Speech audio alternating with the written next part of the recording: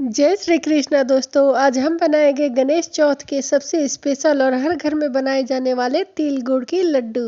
एकदम हलवाई जैसा खास्ता, मुंह में घुल जाने वाले तिल गुड़ के लड्डू।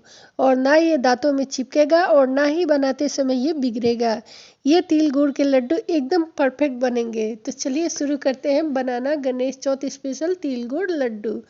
तो हम लिए हैं 1 केजी काले वाले तिल, क्योंकि गणेश चौथ पे काले वाले तिल से ही हमारे यहाँ लड्डू बनते हैं। तो मैं इसे अच्छे से 2 से 3 पानी से धो के साफ कर ली हूँ, ताकि इसका डस्ट वगैरह सब निकल जाए और अच्छे से साफ हो जाए और कोई भी अंकर पत्थर ना रहे। तो मैं इसे अच्छे से तिल को धोकर साफ कर ली हूँ और अच्छे से सुखा ली हूँ।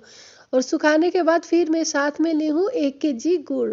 मैं जितना तिल ली हूँ उतना ही गुड़ ली हूँ। गुड़ में रेड वाला ली हूँ। इस तरह से इसे बनाने में हमारा जो लड्डू है एकदम परफेक्ट बनकर रेडी होता है। तो इसलिए जब भी आप लड्डू बनाए तो रेड वाला ही गुड़ यूज करें। और फिर हम इसे अच्छे से तोड़ लिए हैं छोटे छोटे टुकड़ों में। आप चाहे तो क्रश भी कर सकते हैं गुड़ को। और फिर हम एक कढ़ाई रखेंगे और कढ़ाई में हम तिल को डालकर और तिल को अच्छे से चलाते हुए भूनेंगे। हम तिल को 2 से 3 मिनट तक भूनेंगे। एकदम स्लो फ्लेम पे हम इसे भूनेंगे। और हम इसे तब तक भूनेंगे जब तक इस तिल में से एक चटकने की आवाज़ ना आने लगे और एक अच्छी सी खुशबू ना आ जाए। तब हम इसे लगातार चलाते हुए भूनेंगे, नहीं तो ये बराबर से भूनकर तैयार नहीं होगा। तो इसलिए कंटिन्यू हमें इसे चला के भूनना है।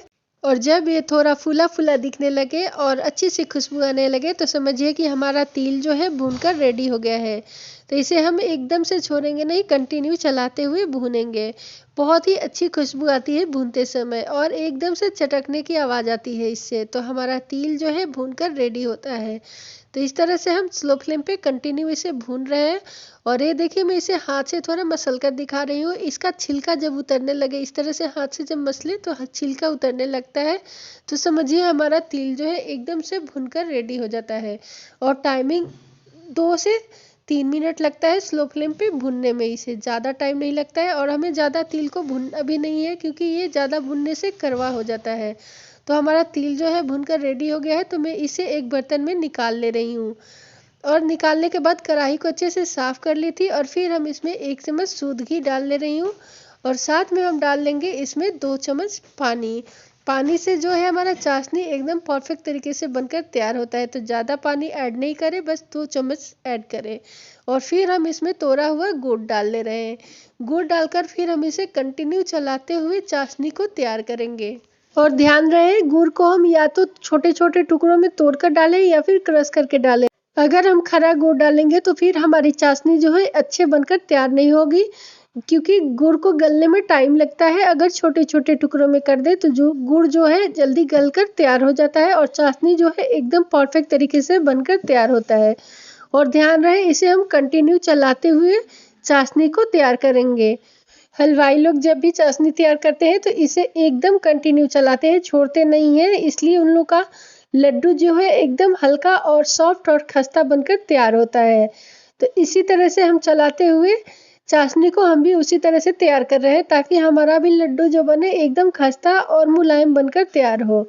तो इसे हम कंटिन्यू स्लो फ्लेम पे चलाए हैं और हमारा चाशनी जो है एकदम परफेक्ट दिख रहा है और झाग आने लगा है और साइन भी कर रहा है। तो हमारा चाशनी जो है एकदम बनकर तैयार है। मैं इसे चेक कर ले रही हूँ। तो हम एक कटोरी में पानी लेंगे और उसमें डालकर हम चेक कर लेंगे। जब हमारा कटोरी में चाशनी जम जाए और एकदम से छूने से सॉफ्ट रहे, इस तरह से बंधने लगे, तो समझिए कि हमारा चाशनी जो है एकदम परफेक्ट तरीके से तैयार है। तो इस तरह से हम सॉफ्ट ही रखेंगे, यानी गुड़ डालने के बाद 1 से 1.5 मिनट में हमारा चाशनी जो है एकदम बनकर तैयार होता है।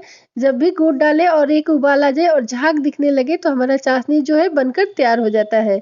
तो हमें चाशनी को हार्ड नहीं करना है। तो इस तरह से हम चाशनी में तिल को भी डाल ले रहे हैं और अच्छे से मिक्स कर ले रहे हैं। जब तक हमारा तिल और गुड़ अच्छे से मिक्स ना हो जाए तब तक हम इसे स्लो फ्लेम पे 1 मिनट तक चलाते हुए इसी तरह से मिक्स करेंगे।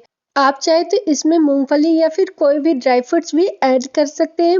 चलाते हुए पका ले रहे हैं और 1 मिनट बाद हम गैस को ऑफ कर दिए हैं और फिर हम इसे अच्छे से 1 मिनट तक अच्छे से चला ले रहे हैं, ताकि हमारा गुड़ और तिल जो है एकदम अच्छे तरीके से मिक्स हो जाए और लड्डू हमारा जो है एकदम परफेक्ट बनकर तैयार हो। तो इस तरह से सारे तिल और गुड़ इकट्ठा हो जाता है और कढ़ाई जो है एकदम से छोड़ देता है। तो अब हम फटाफट से लड्डू बनाएंगे। तो इस तरह से हम गणेश चौथ पे हमारे यहाँ घर पे इसी तरह से लड्डू बनता है। आप कमेंट करके बताइएगा कि आपके यहाँ गणेश चौथ पे कैसा लड्डू बनता है। और इस तरह से हम इसे 1 मिनट तक और चला रहे हैं और थोड़ा ठंडा करेंगे। और हम इसे एक प्लेट लिए हैं, गुड़ वाली प्लेट है, उसमें मैं थोड़ा सा मैं घी लगा ले रही हूँ। दोनों प्लेट में लगा लूँगी और थोड़ा सा हाथ में भी मैं घी लगा लूँगी। आप चाहे तो इसे पानी में भी लगा के कर सकते हैं। इस तरह से घी लगाने से जब हम लड्डू बनाते हैं तो चिपकता नहीं हाथ में और प्लेट में। तो इस तरह से थोड़ा सा ग्रीस कर ले प्लेट में भी और हाथ में भी घी लगा ले। और फिर हम थोड़ा सा पोर्शन लेके एक प्लेट में निकालेंगे और ठंडा करेंगे, क्योंकि ये बहुत ही गर्म है तो हमें हाथ नहीं जलाना है। इसे थोड़ा थोड़ा करके प्लेट में निकालेंगे और बनाएंगे। तो इस तरह से हम ठंडा करने के लिए निकाल लिए हैं और लड्डू के आकार में हम इसे थोड़ा थोड़ा प्लेट में निकाल के रखते जाएंगे। इससे क्या है, हमारा लड्डू बनाने में एकदम आसानी होगी। तो मैं इसे चम्मच से एक एक चम्मच लड्डू के बराबर आप अपने अनुसार साइज रख सकते हैं। तो उतना पोर्शन लेंगे और हम प्लेट में रखते जाएंगे। इससे लड्डू फटाफट से बनकर तैयार हो जाता है और किसी की ज़रूरत भी नहीं पड़ती है बनाने के लिए। तो इस तरह से हम एक एक लड्डू के बराबर प्लेट में रख दे रहे हैं। 7 से 8 लड्डू हम एक साथ बना लेते हैं और फिर प्लेट में थोड़ा थोड़ा निकाल के और बनाते हैं। तो इस तरह से बनाने में कोई दिक्कत नहीं आती है।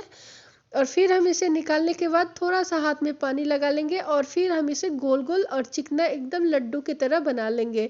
तो इस तरह से हाथ से दबाते हुए और हाथ को खोल के और थोड़ा सा हिला डुला के एकदम परफेक्ट तरीके से हम लड्डू को बनाएंगे। ये देखिए कितना परफेक्ट हमारा लड्डू बनकर तैयार हुआ है। तो इसी तरह से हम सारे लड्डू को चिकना कर लेंगे और थोड़ा थोड़ा करके हम बनाएंगे। अगर आपका तिल और गुड़ जम जाए कढ़ाई का तो थोड़ा सा आप हल्का गुनगुना कर ले, यानी गरम हल्का कर ले और फिर बनाए, कोई दिक्कत नहीं आएगी। ठंड के मौसम में अक्सर जम जाता है गुड़। अगर नहीं जमे तो आप फटाफट से उसी तरह से लड्डू को बना लें। मैं दोनों हाथ से दो दो लड्डू को चिकना कर ले रही हूँ ताकि हमारा लड्डू जो है एकदम परफेक्ट तरीके से बनकर तैयार हो। और ध्यान रहे इसे हमें एकदम से ठंडा नहीं करना है, हल्का गर्म रहे तभी बनाए, नहीं तो ठंडा हो जाएगा तो फिर कढ़ाई में या प्लेट में ही जम के रह जाएगा। तो इसे गर्मा गर्म ही बनाना है, जब हाथ हमारा बर्दाश्त करने लगे, यानी जितना हमारा हाथ सह पाए गरम उतना ही हम करेंगे और इस तरह से हिलाते डुलाते लड्डू को तैयार कर लेंगे। और हम थोड़ा इसे गणेश जी के लिए बना रहे हैं तो इसको हम मोदक का आकार में कुछ लड्डू बना लेंगे ताकि हम प्रसाद चढ़ाए तो गणेश जी जो है एकदम से खुश हो जाए मोदक को देख के। तो इस तरह से हम तिल का मोदक बना रहे हैं तो मोदक के आकार में बना लेंगे और थोड़ा गोल लड्डू भी बना लेंगे। तो इसी तरह से सारे हमारे तिल के लड्डू बनकर तैयार हो गए हैं और मैं लास्ट लड्डू जो है उसे भी बना ले रही हूँ। थोड़ा सा कलछी में है जो वो चिपका हुआ है, उसे मैं चम्मच से निकाल के और लास्ट लड्डू जो है उसे भी तैयार कर ले रही हूँ। और ये देखिए सारे लड्डू जो है हमारे बनकर तैयार हो गए हैं एकदम परफेक्ट तरीके से, कहीं से टूटे फूटे नहीं है। इसे मैं तोड़कर आपको नहीं दिखा पाऊंगी क्योंकि इसे प्रसाद के रूप में हमें चढ़ाना है। तो मैं इसे इसी तरह से दिखा रही हूँ, एकदम परफेक्ट तरीके से बनकर तैयार हुआ है। आप अपने घर पे ज़रूर ट्राई कीजिएगा और कमेंट करके बताइएगा कि आपका लड्डू कैसा बना।